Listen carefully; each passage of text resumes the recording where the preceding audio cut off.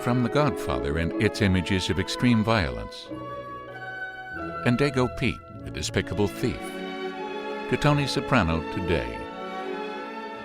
Many Italian Americans feel they've been insulted time and again. The entertainment industry shows us as buffoons, bigots, bimbos.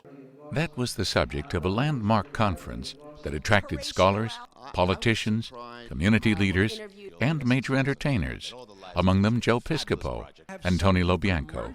You want to combat the image? Get the money up, ashkarol, ashkarol. One very controversial topic: are actors responsible for the negative characters they so often portray?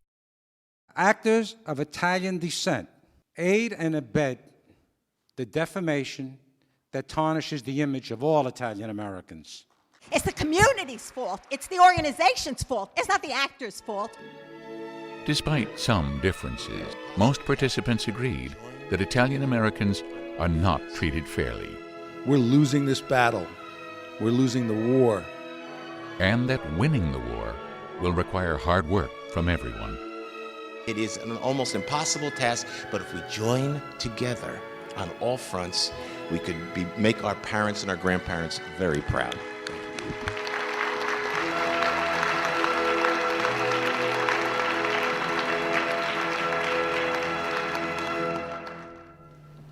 The discussion began with a look back to an era when Italian immigrants were overtly ridiculed.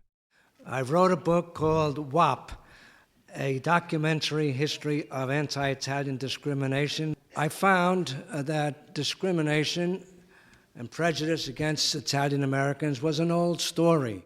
The major moment, I think, for Italians in terms of the violence of lynchings was in 1891 in New Orleans, and 11 Italians were lynched in and around the parish prison. This isn't just a part of history that occurred at a time when there was blatant racism, but this is a history that has had a damaging and profound effect on Italians. I came to this country just before the war broke out. I was here just a little over a month when I started school. And this little chubby little boy said to me, "Oh, you're an American now. We have a new name for you." I said, "What's the name?" "WAP." So the next person asked me my name. I said, "WAP." And then I went home. So I said, "Grandpa, guess what? I have a new name." And he said, "What's the name?" I said, "WAP." He gave me a whop across the face that I can still remember. But what role did the media play in promoting anti-Italian stereotypes? One of Thomas Edison's very first films featured a character called Dago Pete. He brawled, stole from his boss, and was finally pointed out in court. How much have things changed? On any given day, you will find a sinister or low-life individual of Italian extraction, an Italian-American man or woman, child or adult, committing some evil or antisocial deed. Italian Americans are frequently shown as mobsters, especially since the hugely successful Godfather movies. Once these messages are embedded in the mind, even proof to the contrary that they are false are to no avail. This problem continues because the Italian-American community is largely silent. Part of the problem that I have with The Sopranos, The Godfather was 3 films and then that was it. And it was very clear that it was a mafia family. This purports to be the Italian family. It was advertised as the Italian family redefined. Whose family is that? That's not my Italian family.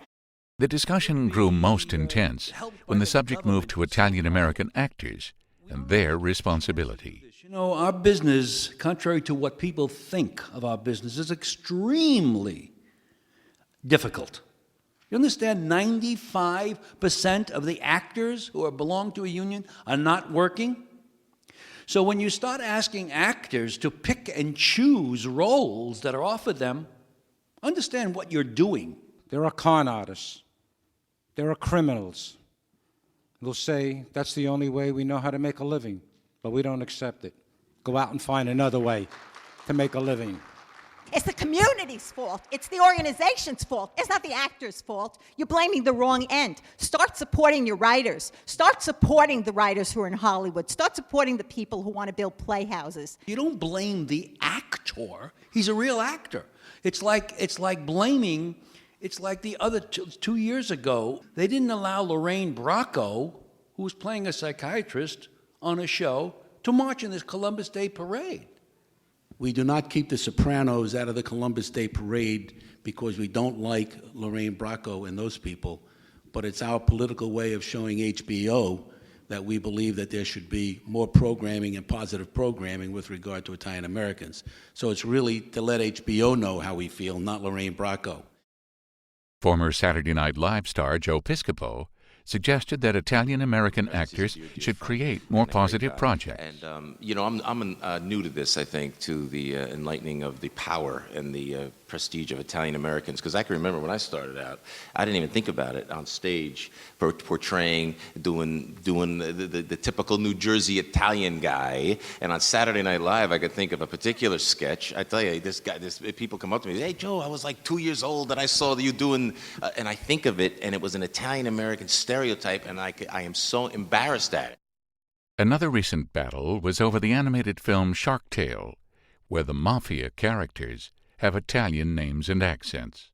Steven Spielberg is an immensely talented individual. Did he have to use the Italians? And we don't put pressure, we really don't, to cause the change to take place.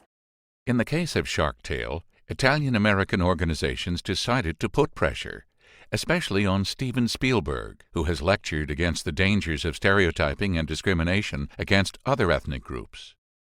And we worked very hard to fight Shark Tale, not to bring it down, because there was no way that we were going to stop DreamWorks. But we wanted to put their feet to the fire. We wanted to put them in a position where they were going to have to defend to the media why it was all right to create characters with Italian last names that were intimidating outlaws and gangsters. Robert De Niro in Italy called us a bunch of stroons. I mean, what an insult to call us these names. We're whiners. We have a problem. We should get a life. And all we're trying to do is promote a better image for ourselves and for our children.